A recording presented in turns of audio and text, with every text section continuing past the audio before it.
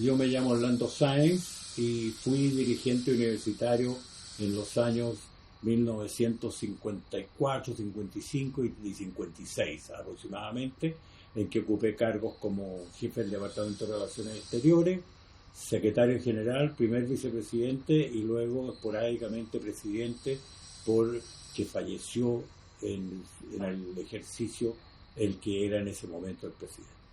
Yo entré a la universidad en el año 53 y entré en ingeniería civil y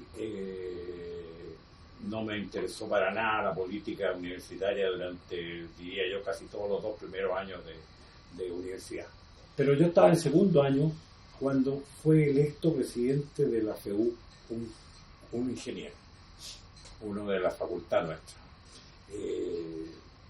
Eugenio Varela del Campo. Eugenio era varios años mayor que yo. Si yo estaba en segundo, él ya estaba egresando, ya estaba por egresar, o sea, era bastante mayor que yo. Bueno, resulta que en ese periodo de Eugenio, él un día citó a una asamblea de la Escuela de Ingeniería porque había empezado una especie de discusión con la dirección por algún tipo de problema y quería respaldo de su facultad. Total que nos juntó a todos al que quiso ir al corralón de primer año para plantear cuál era su posición frente a un determinado problema. A mí no me pareció bien de lo que decía, encontré, objeté su presentación y levanté el dedo y planteé mi razón por la cual no estaba conforme con lo que él decía. Bueno, se rieron todo el mundo de mí, qué sé yo, pero en fin, terminó el cuento y cuando íbamos saliendo para afuera, caminando, sentí de repente una mano en el hombro, me di vuelta y era él. Y él me dice, oye, me dice, ¿tú de qué año eres tú? ¿De segundo? Bueno, él me dijo, sí, estaba indignado el gallo. Y me dice, quiero ver si tú eres tan buen trabajador como eres alegador. Así que vamos, caminemos y vamos a la FEUC que te va a dar pega. Y me llevó a la FEUC y me dijo que me hiciera cargo del Departamento de Relaciones Exteriores de la FEUC. Bueno, yo no me interesaba para nada. En la política universitaria existían solo 2 fuerzas políticas. Existía la Falange, que en ese tiempo se llamaba Falange, era la Democracia Cristiana, que era por cierto la mayoritaria, la más importante. Y existía el Partido Conservador. Y no existía nada más. En el fondo no existía nada más. Había 2 corrientes políticas que tenían, sin duda, pero era bastante suave, no había conflicto en realidad, pero sí había, y la mayoría de los centros de alumnos los dominaba la ADC en ese tiempo. Bueno, pasó el año y cuando yo estaba ya terminando el año ese, y el cuento de las relaciones exteriores era un chiste, lo único que había que hacer era recibir invitaciones de embajadas que mandaban al Día Nacional de Nicaragua, y invitamos a la FEUC a participar y le llegaba a uno una invitación para una recepción y la pega consistía en contestar estas invitaciones con algunas frases más o menos floridas y eventualmente ir a algún acto. Era un trabajo de contrapedestre y qué bueno que era porque yo era muy dedicado a mi estudio y no quería perder demasiado tiempo. Pero no lo debo haber hecho mal porque a final de ese año me invitó un día Eugenio Varela a conocer a un señor, me dijo y me presentó a don Lira Villalón. ¿Cómo se llama? José Antonio y no. Bueno, Lira Villalón eran los apellidos. Leyes. Era estudiante de leyes y estaba armando una lista para la candidatura del año siguiente de la FEUC. ¿Cómo eran las elecciones en aquellos años? Igual que vos, yo no sé, se votaba porque se abrían una urna, cada facultad aparecía con el resultado de su votación. La FEUC no existía. Es decir, si tú lo piensas desde el punto de vista de estructura administrativa, había una secretaria pagada. que nunca le vi que le recibiera un peso, pero y todo el resto eran las 4 que se habían elegido, porque se elegían 4, la lista comprendía 4 cargos: presidente, primer vicepresidente, segundo vicepresidente y secretario general. Esos eran los 4 electos, y no había más, ¿no? En realidad los 4, y había centros de alumnos, eso sí, y presidentes de centros de alumnos. Pero staff administrativo a la SOFOPA yo no le conocí ninguno que no fuera una secretaria que era todo, hacía todo. No, pero había bastante movimiento porque había muchos alumnos que se aparecía, trabajaba, iba a plantear ideas y qué sé yo, ese tipo de movimiento, pero staff propiamente tal no existía. La facultad, en aquel tiempo la universidad tenía en ese hall central de entrada, tenía 4 conjuntos, 4 grandes como oficinas con partes de atrás, o sea, conjuntitos de oficinas, que eran el club deportivo, estoy viéndolo, el club deportivo, frente a frente con el club deportivo había una oficina que se llamaba títulos y grados, detrás aquí estaba la FEUC, y aquí hay una librería. Eso era el hall central de la universidad. Así que nosotros teníamos, en la FEUC teníamos un sucucho ahí, que tenía una entrada, un mostrador donde se ponía la secretaria, y detrás tenía un privado, y un pequeño salita. Las finanzas de la FEUC eran un porcentaje de las matrículas del año. La universidad era gratis, virtualmente gratis. Yo te diría que si yo tuviera que pensar cuánto le costaba a mi papá, yo te diría que tenía al principio de año una matrícula que sería, por decirte algo, $1,000, $500 o algo así, y luego nada. Pero a cambio de eso, cosa que yo haría de todas maneras si fuera mandatario, si hubiera sido mandatario alguna vez en Chile, era de una exigencia: no se educaba vagos. Simple y llanamente, los niveles de exigencia eran por la gratuidad. La gratuidad se pagaba con un nivel de exigencia bárbaro. Entonces el año 55 usted está acá y habla con este caballero Lira Villalón. José Ignacio José algo Lira Villalón, José Antonio Lira Villalón, una cosa así, pero el apellido era Lira Villalón. Bueno, este gallo era bien conservador, era conservador, y quería llevar a alguien de ingeniería en su lista, porque en ese tiempo era cuestión de estudiar cómo se hacía para tener más opciones universitarias, y la facultad mía, a pesar de ser poco numerosa, tenía bastante peso, así que generalmente trataban de meter a alguien de ingeniería en la lista. Entonces el gallo mi compañero de facultad, ¿cómo se llama?, que me lo estaba presentando, Eugenio Varela me comió mucho, cosa que no sé por qué, pero me comió mucho, y este otro me ofreció ser candidato a secretario general en su lista.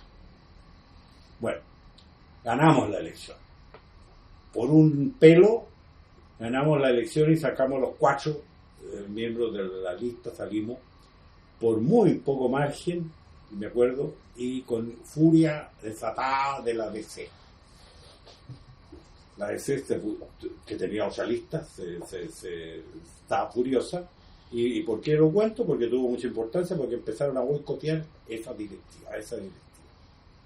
Empezaron a boicotearnos de una forma escandalosa. O sea, y la forma de boicotear consistía en ponerle difícil a uno la semana universitaria, porque en realidad la FEUC en esos años era lo único que se medía conforme al éxito de la semana universitaria. En la semana universitaria era lo que probaba la calidad de una FEUC. Si nos boicoteaban, y la forma de boicotear era muy simple. En los centros que ellos controlaban no se presentaban números al Machitún, porque el Machitún era un almazón de números que cada escuela que quería armaba y presentaba en un escenario, y a veces maravilloso. Y a nosotros nos empezaron a boicotear el cuento. Entonces nos encontramos con que de repente íbamos a la Facultad de Arquitectura, por decir algo, y aquí este año no vamos a presentar nada, y este otro no vamos a presentar nada. Al final de ese año se repitió la historia. El Lira Villalón José Ignacio, así se llama, no me acuerdo los nombres de pila. Bueno, me invitó a una reunión y me presentó a un señor Roberto Gil Medina. Y Roberto Gil Medina, que era estudiante de Derecho, que yo me acuerde, planteó que él estaba armando una lista en que él era candidato a presidente y que quería que yo lo acompañara como primer vicepresidente. Y dos pájaros más.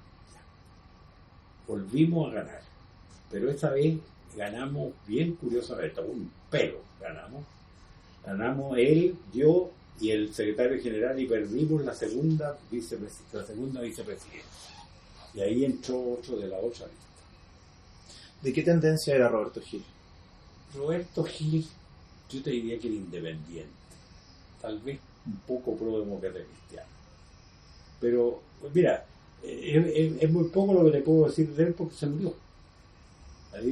Ahí viene la cosa extraordinaria. Empezó el año de vigencia de esta figura. Yo hacía mi pega de vicepresidente. Y la pega de vicepresidente consistía en que tenía tú algunos teóricos departamentos de futuro. Como el de la primera vicepresidencia dependía relaciones exteriores, que había sido lo que yo había hecho al principio de esta cuestión, yo le nombré ahí, ese era un cargo que podía nombrarlo uno, nombré a un compañero de curso, a Conchera. Y Conchera, que era compañero de curso mío, empezó a hacer lo que yo había hecho 2 años antes. Una vez resulta de que llega con este chiquillo Conchera, teníamos una prueba en ingeniería bien pesada, y no era nada muy buen alumno, estaba bien atorado. Entonces me planteó de que tenía él en la noche del viernes una invitación para ir muy, muy insistente en la embajada de Suecia, si no me equivoco. La embajada de Suecia, pero que él, mira, ñato, yo no puedo perder la noche anterior porque tengo que calentar la prueba al día siguiente y no puedo. Entonces yo vengo a decirte esto para que lo que corresponde es que tú me reemplaces en esto. Pues yo tenía la misma prueba que él. Y si bien no estaba tan atorado, tampoco estaba como para florearme la noche anterior. Así que fui a donde el presidente y le dije, oye, mira, tenemos un problema, tenemos una cuestión de la embajada de Suecia que parece que hay que ir y yo no puedo ir, y este otro gallo tampoco, porque tenemos tal prueba mañana a las 8 de la mañana, así es que va a quedar así nomás la cosa, pues no vamos a poder ir. Entonces él dijo, mira, déjame la invitación porque a lo mejor yo me hago tiempo para ir yo mismo. Bueno, por supuesto lo hicimos así. Y bueno, yo me fui a calentar la pruebita. Al día siguiente estábamos dando la prueba, que era un camote. Y cuando estaba terminando yo de escribir mi prueba, menos mal que fue terminando, entró un mujer de la universidad a decirme que el rector quería verme urgentísimamente. Así que le entregué mi prueba y me fui a donde el rector, que se paseaba como un león furioso, era don Monseñor Alfredo Silva Santiago, arzobispo de Concepción, que te tengo que decir 2 palabras de él. El fulano le decíamos pomposo, toda la universidad le decía pomposo. Bueno, y ahí me dice, mire, Sáenz tiene que correr a la FEU, citar a la ruta porque su presidente acaba de fallecer. Pero imagínense ustedes cuando le zampan una noticia así a uno a las 8:30, a las 9:30, digamos, o 10 de la mañana de un día sábado. Bueno, y era que este fulano fue a la cuestión de la embajada, no pasó nada, según la versión que nos dieron a nosotros, y se había ido a su casa. Se había acostado y había amanecido muerto. Y que el cuento era que había tenido una reacción alérgica a algo que había comido. No supimos más después. Por supuesto, le hicimos todo lo que había que hacer ceremonialmente. Bueno, yo terminé ahí cuando yo asumí la presidencia de la SUFOF, de la FEU. Pero yo ya estaba, primero que todo, muy choqueado, segundo, muy poco interesado, y en tercer lugar, muy disgustado por las tensiones que había y qué sé yo. Y sobre todo yo decía, a ver, no se puede ser presidente de una cuestión tan sin mandato como es no haber pasado por la urna como tal. Así que lo que voy a hacer es llamar a elecciones. Y llamé a elecciones, y la elección la ganó un chiquillo no me acuerdo bien, de medicina, que era demócrata cristiano. Todo lo que yo me acuerdo es eso. Ahora, durante los 3 años estos que yo te cuento, pasaron algunas cosas. Cuando estábamos en el tercer año, y yo era secretario general, o sea, yo en tercer año, se produjo en Chile un famoso boche entre el famoso Revolución de la Chaucha, que se llamó. La batalla de Santiago. La batalla de Santiago. Era presidente de la República, don Carlos Ibáñez del Campo, y subió una chaucha, la locomoción colectiva, se le formó una pelotera parecida con algún parecido con el 18 de octubre. El 18 de octubre aquí. Pero don Carlos no era Piñera. Don Carlos tenía pantalones. Entonces, el viejo, ¿qué es lo que hizo? Bueno, empezó el boche, pero después veamos lo que hizo el viejo. Primero empezó el boche y la bandera del movimiento la tomó la fecha. Nosotros odiábamos la fecha. Todo lo que viniera a la fecha eran siempre malas noticias y eran peloteras y qué sé yo. Lo considerábamos una facultad completamente infectada, tipo una estructura infectada por la política. No queríamos nada con la fe. Nos pidieron que nos sumáramos al movimiento y nosotros le dijimos que no. Y estuvimos en el no nomás, durante un par de días que fue este movimiento y nosotros tranquilos. Pero ocurre que como al segundo o tercer día de problemas en la calle, los pacos mataron a una niña. No me acuerdo exactamente el cuento, pero me acuerdo que fue una estudiante cerca por ahí del Teatro Municipal, creo que fue una cosa así. Y en ese momento, cuando se supo la noticia, corrió la noticia de la muerte de un estudiante o de alguien joven, empezó la cosa a ponerse mucho más dura y llovió sobre nosotros la insistencia de que no podíamos seguir en el limbo y teníamos que tomar partido, y que el partido era adherir al paro. Así que lo que hicimos nosotros, que como directiva no queríamos ir al movimiento, fue reunir a los presidentes del centro de alumnos y hacer una especie de cabildo ahí para ver y ahí se decidió ir al paro. Era la tarde de un día cuando se tomó este acuerdo. Nosotros, tuvimos que acatarlo. Se fueron todos y nos quedamos nosotros 4 redactando lo que iba a ser nuestra proclama para entrar al paro, nuestra declaración. Y en eso estábamos cuando nos llamó el rector, Monseñor Alfredo Silva y Santiago.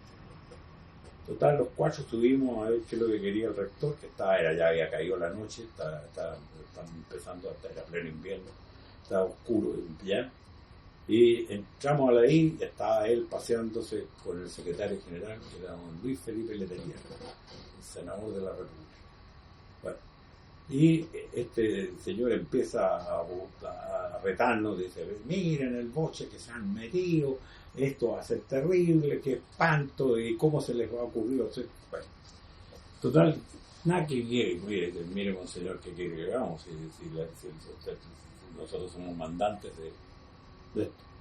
Entonces dijo, y además de todo esto, el presidente está furioso, porque ya sabía que se había adherido a la Universidad Católica. Las noticias corren al tiro, estaba lleno de periodistas, además corriendo por todos lados.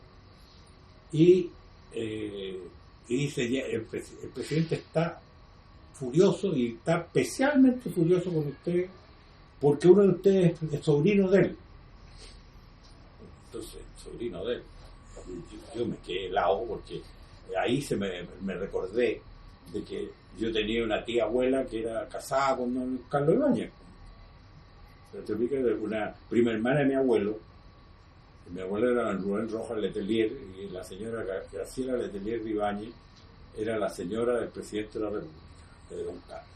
Entonces yo no había visto en Pelé, creo que había visto una vez a la tía, alguna vez, y del caballero no sabía más que lo que dicen los libros de historia.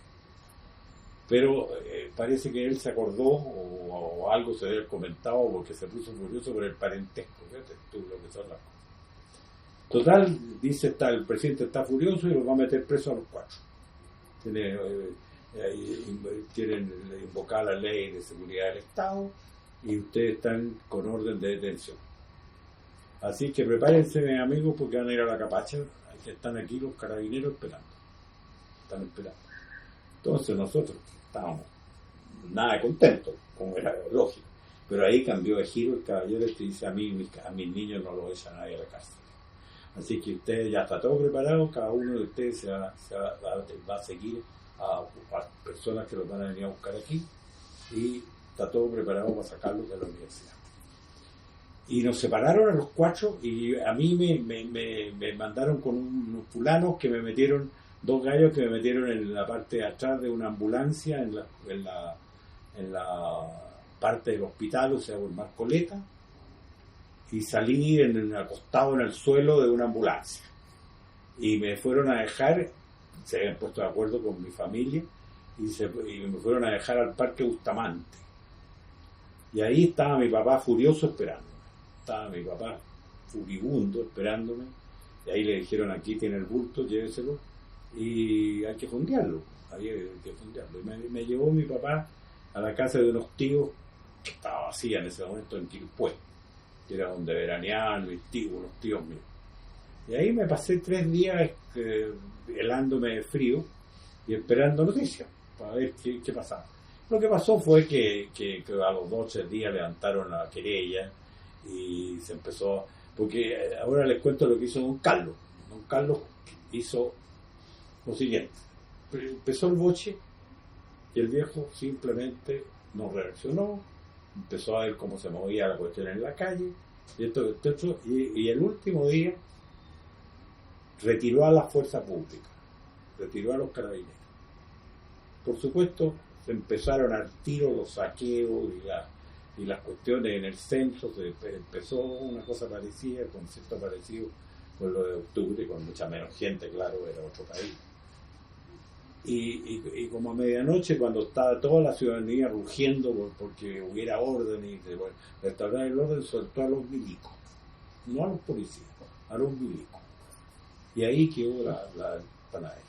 Antes de terminar, algunas palabras que usted había dicho sobre las tensiones, que cuando usted asume la presidencia no quiere seguir porque existen muchas tensiones, entonces son tensiones políticas, tensiones personales. No había ninguna violencia mayor, pero sí había 2 polos de pensamiento. Y había cosas curiosas. Por ejemplo, yo me acuerdo del que el jefe de los demócratas cristianos universitarios era un fulano de leyes que era hijo de un notario y posteriormente en la vida privada fue furibundo derechista. Saldívar, creo que se llama. No la familia del chico Saldívar, era otro, de un célebre notario que tuvo Santiago. Bueno, este gallo se tiene que haber virado en algún momento, porque cuando yo lo conocí, pero yo te digo, yo fui compañero de Claudio Huepe. Claudio Huepe estaba debajo de nosotros y el pobre Claudio se murió hace poco. Estuvo estudiando conmigo. Mira, la gallinita Izaguirre, la paralela a nosotros en Derecho. La universidad era una pequeña familia. Teníamos 5.000 alumnos de primero a sexto de todas las carreras. La universidad tenía 5.000 alumnos.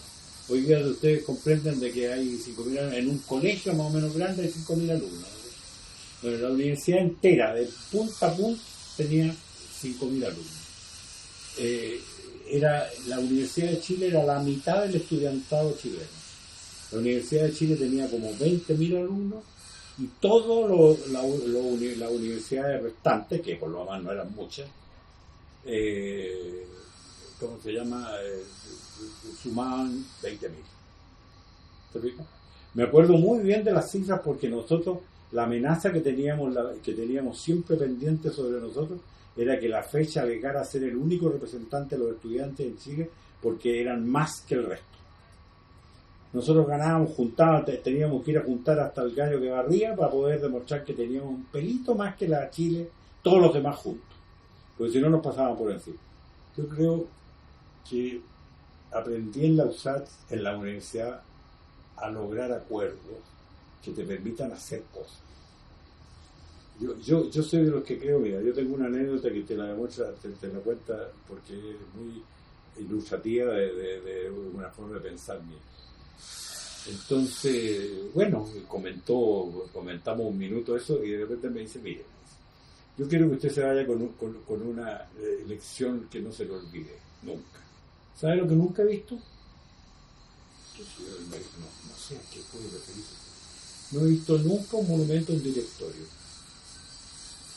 Mi querido amigo, apréndase de lo siguiente. Todas las decisiones las toma alguien que corta el cheque. Cuando no hay nadie que corte el cheque, las empresas se mueren, los gobiernos se mueren, las naciones se mueren. Así que esa es la lección que le quiero dar. Bueno, yo creo que esa lección me ha a mí acompañado toda la vida. Yo creo que realmente es cierto que los cuerpos colegiados se mueven en torno a jefes, en torno a figuras que descollan intelectualmente por encima de los demás.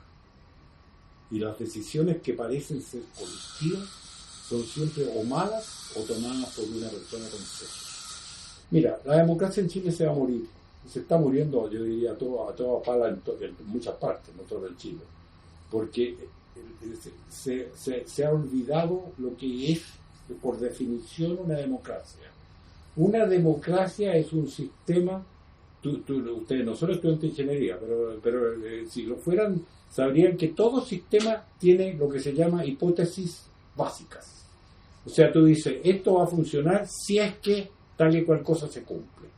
El régimen democrático funciona si es que existe un cuerpo electoral, una masa ciudadana que es capaz de delegar la soberanía libre, informada y responsablemente. Cuando el cuerpo electoral de una democracia no cumple los 3 requisitos que ya los griegos del siglo V especificaron, la UIFA no puede funcionar. No te va a funcionar. ¿Cómo te puede funcionar un congreso con 30 partidos distintos? ¿Cómo? Se pierde la capacidad. Los cuerpos colegiados, cuando se fraccionan mucho, pierden la capacidad de acuerdos. O quedan con capacidad de acuerdo en tontería. Mire, abramos un retén de carabineros en Puchunque, ya. Para eso puede ser que se logre un acuerdo. Pero para cualquier cosa de fondo, para cualquier cosa que de alguna manera modifique algo fundamental, estos congresos ya no son capaces de tomar una decisión. Se fraccionan de tal manera que hacen imposible la labor legislativa. Y como está imposibilitada la labor legislativa, se producen las tremendas zonas de desgobierno que afligen a estos países latinoamericanos, ahora a